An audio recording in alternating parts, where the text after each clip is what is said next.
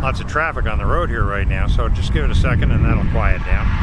So yeah, I'm coming out here to Dunnville today, and we're out at Knights Beach today, or on our way anyway, out in Dunnville, heading to Knights Beach, and of course our ongoing dispute with the park, and probably going to end up suing them in court. But anyway, I'm going out to film the park, get people knowing what these folks are up to. It looks like to me they're planning on revamping the whole park. Now, from a business standpoint, nothing wrong with that. That's good. Go ahead, make your park beautiful, increase the rates. Okay, so the people who've been there a long time aren't going to be real happy about increased rates. But the idea being, make the park nicer, put in nicer facilities, charge a little bit more, make some more money. And like you say in the website, you know, when you're trying to support 3 generations, you need to increase the funds, and so that's understandable. And you know, we live in a free enterprise society, so it's acceptable. It's not wonderful, granted. Like I say, especially for people who've been there a long time, it's going to be a huge disappointment for them to lose their weekend getaway, or to have their weekend getaway become unaffordable for them and lose it for that reason.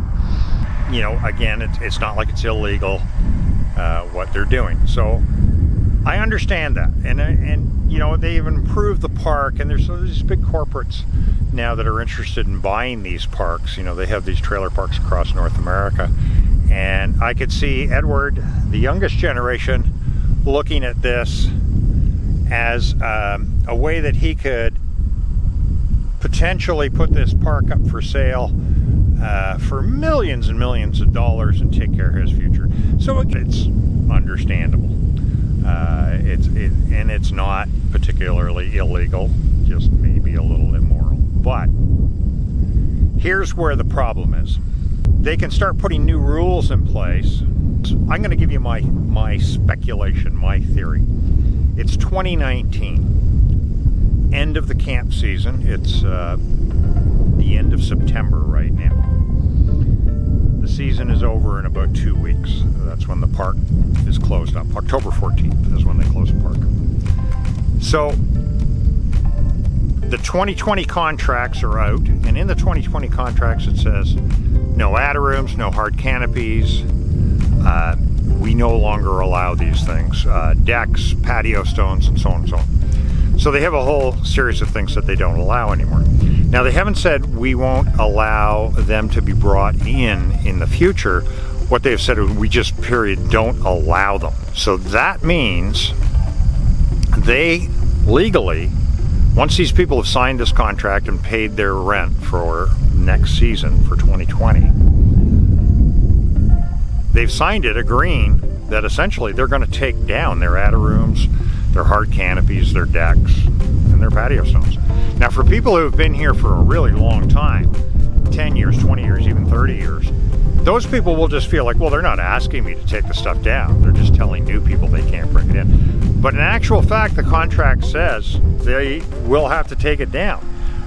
It just doesn't say it in so many words, but it doesn't say they can leave it there either. So these folks are going to be screwed over completely. And they just don't know it yet. So here's what I don't like. Edward knows full well that when these people have to start tearing their trailers apart, they're not going to want to stay. They're all going to protest. They're going to refuse to do it.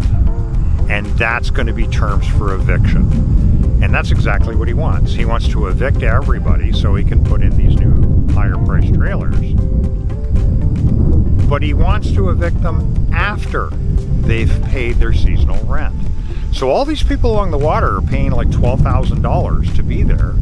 And I'm not sure how many trailers there are in the water, but I have 50 or 60 or 70 of them on the water. So that times $12,000 is a good chunk of change he's going to put somewhere in the neighborhood of $750,000 in the bank, and then evict everybody because they're not following his rules. So a few people may follow his rules when they see what's happening, when they see the eviction, so they may say, okay, fine, we'll just follow your rules, and then he'll find something new to get those people out as well. This is what's wrong about it. The fact that he's going to, he's collecting your money first. That's what is the part that, according to the lawyer we spoke with, and I'm not going to name her right now, or her firm right now, but the lawyer we spoke with says, yeah, it's not illegal.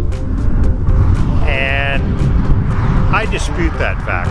I think when you misrepresent to people what you're doing, if you sell them something and take their money, and in this case then evict them so they don't even get the use of what they paid for, that can't be legal.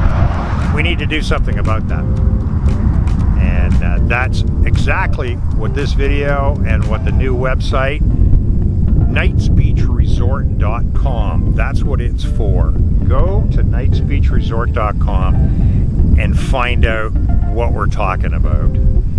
We're going to do something about this. I'm not going to let these bastards get away with this. It's just wrong. Hey, and thanks for being here, guys. I really appreciate it.